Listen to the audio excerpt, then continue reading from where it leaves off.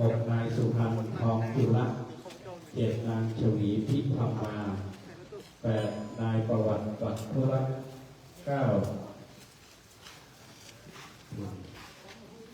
ยังหาวดี4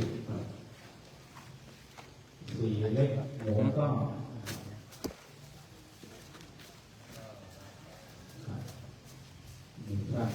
ภาพดีต้องช่วยกันขยายครับ5นายเสน่ห์ดอนปิงเล็กหมูก็นายเสน่ห์ดอนปิงฟังครับนายสุพรรณทองจุลฟังครับนางชวีพิธรรมาเนี่ยในมรณะฝ่ายสาธารณสุขหลวงพ่ออำเภอหลวงพ่อรองอำเภอครับเดี๋ยวอันที่จะรายงานไปผมนะครับเดี๋ยวปีหน้าเขาพักกันนะครับนางชวีพิธรรมานะครับนายประวัติปัทุรัตน์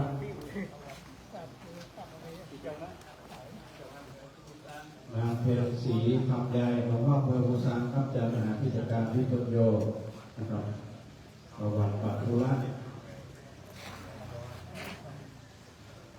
นางเพลศรีคำใหญ่กับนางเพลศรีคำใหญ่นายสมบูรณ์สอนใจหลวงพ่ออำเภอจุดประมาณครับที่บอกนางเพลศรีคำใหญ่นายสมบูรณ์สอนใจนางเฉลียวบ่อคำนะครับ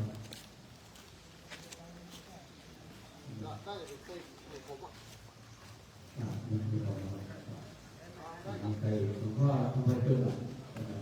ไม่ต้องครับมาทำจุดทำงานก่อนเดี๋ยวเราจุดกันนะนางเฉลียวบ่อคำเป็นไรนายนางถิ่นทองชาวหน้าที่ไม่หมดกันนายเทพพิทักษ์ศรีนวลท่านเจ้าคุณมอบเนี่ยเป็นเจ้าคุณท่านเจ้าคุณกับหลวงพ่อเลยเทพพิทักษ์ศรีนวลนายเหรียญสุขสบายกำลังเดินทางรับแทนนะครับนายพัทรดิษฐ์บุญจันทร์นายพัทรดิษฐ์บุญจันทร์นายนิพนธ์จีนมอนนะครับอันนี้เป็น16รายชื่อที่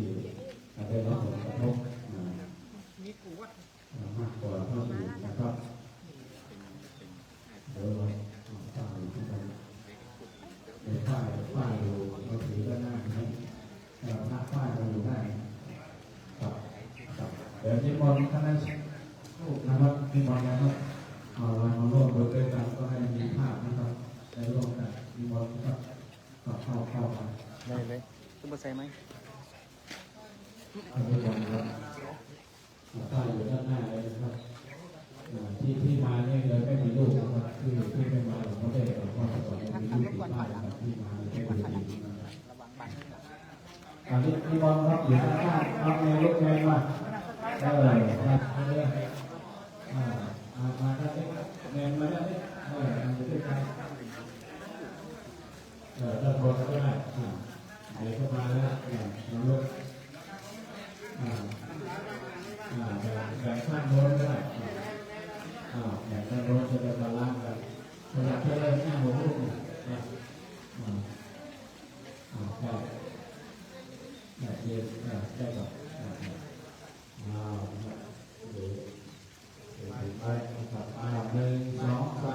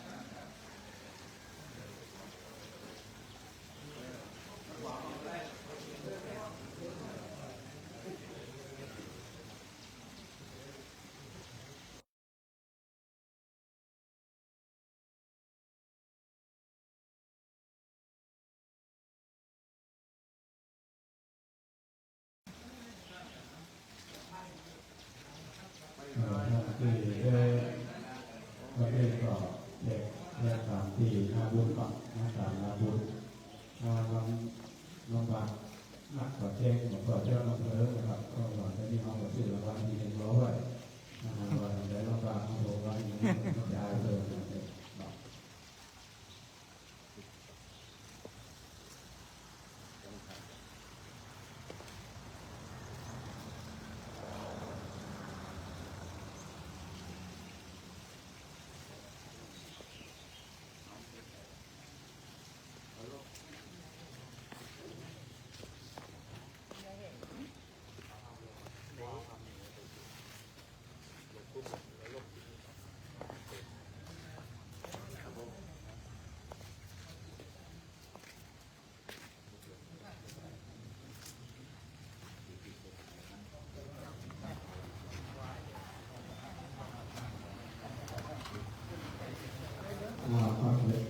ความเสียหายด้านหลังวัดนะครับ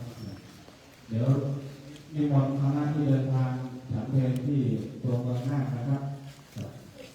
เดินทางที่ตัวเมืองน่านนะครับเป็นร้านอาหารนะครับ ใส่ข้าวในกินได้ อย่าง ไปดูนมเขียว ต่อไปหลังวัดครับเราจะเดินพื้นที่ ไปดูตอนนี้เราจะไปดูพื้นที่นะที่เสียหายบางส่วนใน เวจุนเวจุนไหนนี่มันเปิดล้อหลอกปอดจุดเอาถ่ายภาพก่อน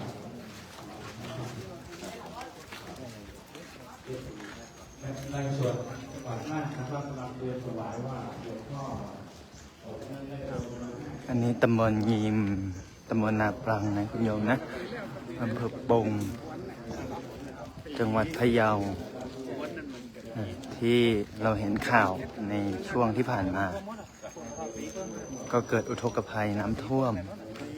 จับพลันมาไว้นะโยมนะเป็นน้ำป่านะด้านหลังวัดนะวัดนี้ก็เป็นวัดสังฆาราชมีแม่น้ำยิมอยู่ด้านหลังวัดจะพาไปดูพื้นที่เสียหายมีคณะสงฆ์จังหวัดพะเยาร่วมกับชาวจังหวัดพะเยาช่วยเหลือผู้ประสบภัยน้ำท่วม เดี๋ยวเขาหันหน้ามาด้วยเนาะ ก็มีการนำของหลวงพ่อพระราชปริยัติเจ้าคณะจังหวัดพะเยาและหลวงพ่อพระราชรัตนมุนีที่ปรึกษาเจ้าคณะจังหวัดพะเยาแล้วก็มีพระอาจารย์พระครูไทยพระครูพิทักษ์ชินวงศ์ที่ปรึกษาเจ้าคณะจังหวัดพะเยาและมีหลวงพ่อพระครูศรีวรพินิจคณะอำเภอภูซาง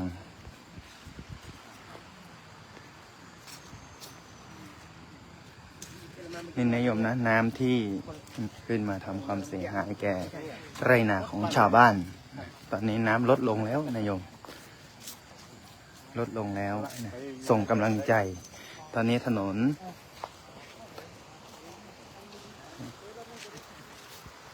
เส้นทางสัญจรไปตรงนี้ก็ถูกตัดขาดเป็นที่เรียบร้อยตอนนี้ส่งกำลังใจมา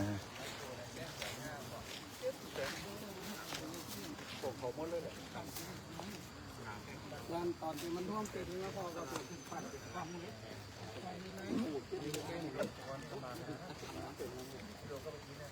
นี่นะโยมนะท้องทุ่งนาที่หว่านข้าวไปแล้วตอนนี้ก็มีแต่ทรายดิน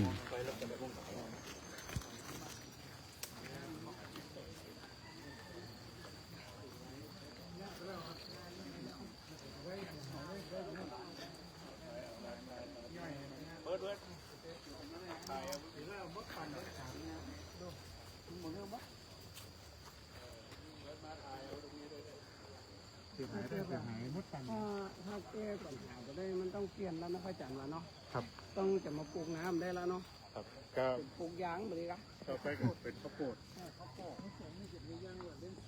อันนั้นเขาการที่นกเกิดขึ้น หลังนั้นยักษ์ขึ้นจะล้ม อันนั้นบ่น้องอย่าขึ้นโป๊กกับขึ้นอันนั้นบ่น้องอย่าขึ้นโป๊กกับ เนี่ยถนนหนทางก็ กันได้เนาะ ถูกตัดขาดแล้วนะโยมนะพื้นที่ตรงนี้อนาคตก็คงทำไรนาคงจะไม่ได้แล้วนะนอกจากเป็นการทำเกษตรแบบอื่น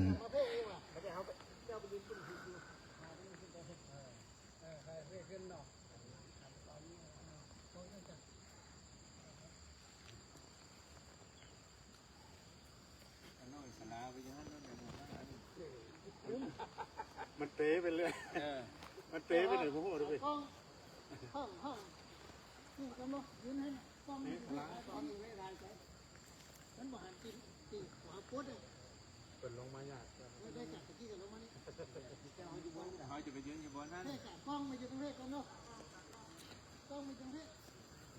ญาติโยมทางบ้านก็ส่งกำลังใจมาให้ชาวอำเภอปงจังหวัดพะเยานะ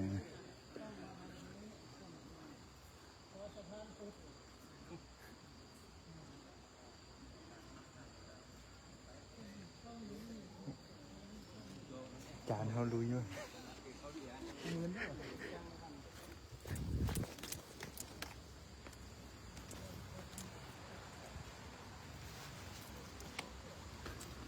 นี่เส้นทางไปผ่านนี่แหละครับนี่ ไม่ให้หน่อย นี่นะอาจารย์พระครูไทยอยู่ทางโน้นนี่คณะสงฆ์จังหวัดพะเยาของเราที่ออกมานะให้กำลังใจ ทั้งจังหวัดพะเยาแล้วก็จังหวัดน่านนะโยมนะเสร็จจากตรงนี้นะคณะสงฆ์นะการนำโดยของหลวงพ่อพระเดชพระคุณพระราชปริยัติเจ้าคณะจังหวัดพะเยาพร้อมโดยที่ปรึกษาทั้งสองท่าน แล้วก็เจ้าคณะอำเภอต่างๆในจังหวัดพะเยานะครับ ก็จะได้นำสิ่งของอุปโภคบริโภคนะไปมอบเป็นทานน้ำใจให้กับนะชาวจังหวัดน่านอำเภอปัวนะคุณโยมนะที่ได้ประสบอุทกภัยน้ำท่วมเช่นเดียวกันนะก่อนที่พะเยาจะเจอนะเมื่อท่วมที่น่านพะเยาก็โดนนะแต่ก็ยังไม่รู้ว่าจะมีอีกไหมนะโยมนะแต่ก็ญาติโยมที่อยู่ใกล้แม่น้ำอยู่ใกล้สายน้ำก็ระมัดระวังนะขอเป็นกำลังใจให้กับชาวอำเภอปงพี่น้องชาวอำเภอปงจังหวัดพะเยาแล้วก็พี่น้องอำเภอปัวจังหวัดน่านนะทุกหลังคาเรือนที่ได้รับอุทกภัยที่ได้ประสบอุทกภัยน้ำท่วมในครั้งนี้นะเดี๋ยวเราก็จะปิดไลฟ์ไว้แค่นี้ก่อนนะโยมนะคอยติดตามต่อไปนะครับสาธุโมทนาบุญทุกท่านที่ได้ส่งกำลังใจให้กับผู้ประสบภัย